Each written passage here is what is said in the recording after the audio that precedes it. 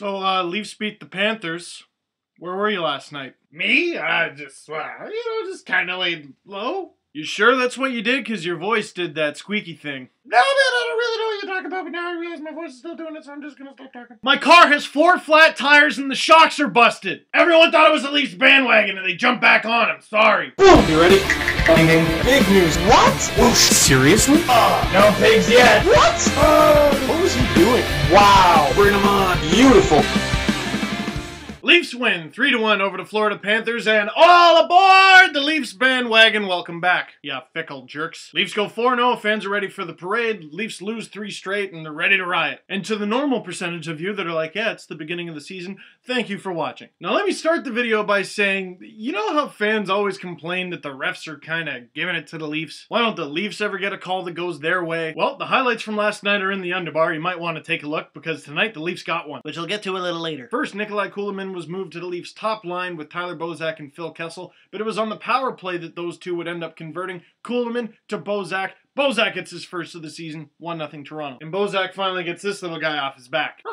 And that first goal of the season for Bozak and the first goal of the game for the Leafs was a big one because Dennis Wideman ties it up for the Florida Panthers 1-1. A summer acquisition by the Florida Panthers coming from Boston, who the Leafs play on Thursday. Now a bit lost in the game, and if you look at the box score, you'll know something's up. Colby Armstrong played less than a minute against the Panthers. Gets a nice little slash from Chris Higgins, leaves the game, does not return. We'll see how long he's out. But coming up in the goal column, the Leafs game-winning goal, and wow. Leafs energy line mucking it up there at the Panthers net. Tim Brent, who might have been the Leafs' best forward against the Panthers, takes a shot and it goes in. With just a little asterisk, Colton Orr fell on Scott Clemmensen. Correction, he jumped on Scott Clemmensen. Swan dive. Such a swan dive on Scott Clemmensen. The goal horn should have been...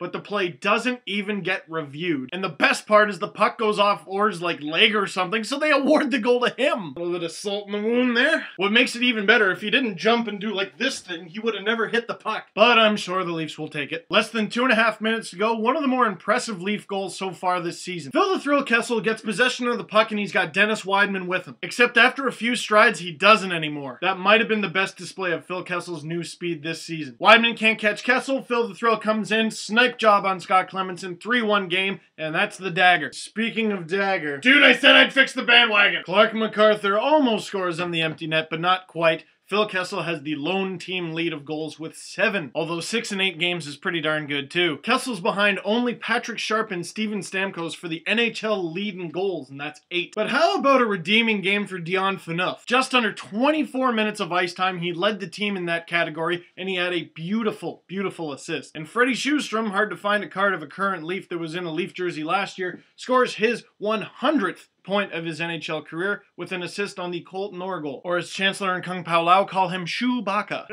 So the Leafs are now 5-2-1, and as Matt Iaboni pointed out in the Leaf Space live chat, and this is very true, 5-2-1 looks a lot better than 4-3-1. In last video I said you don't want to be heading into Boston losing 4 straight. Well, they're not, so we'll see how they do on Thursday. First question of the game, who was the Leafs' first star? Because we couldn't really come to a clear conclusion in the chat. Brent, Kessel, Phaneuf, Jaguar. And speaking of Jaguar, November 25th holds a lot of significance with this Leaf team. Because the Leafs now have their 5th win of the season, and Jaguar has his 4th. Well, it wasn't until November 25th last season that the Leafs had their 5th win of the season, and any goalie on the team, it ended up being Gustafsson, had 4 wins. The guy was out with a groin pull, he had heart problems, and he was still the first of 4. Leafs goaltending situation has improved. Let's leave it at that. And second question of the game, can you rate Colton Orr's dive on Scott Clemmensen out of 10? And third, if Colby Armstrong is out for a while, who do the Leafs call up? It's hard to say because Armstrong's a winger, so maybe Caputi, but Hansen can play the wing and he does the PK too. Either way, all the Marlies got to be going, please call me up. We're about to go on like a bazillion game road trip. Add me to LeafSpace.com, add me on Facebook, and add me on Twitter at Steve_Dangle, and I'll see you after the Leafs play the Bruins on Thursday.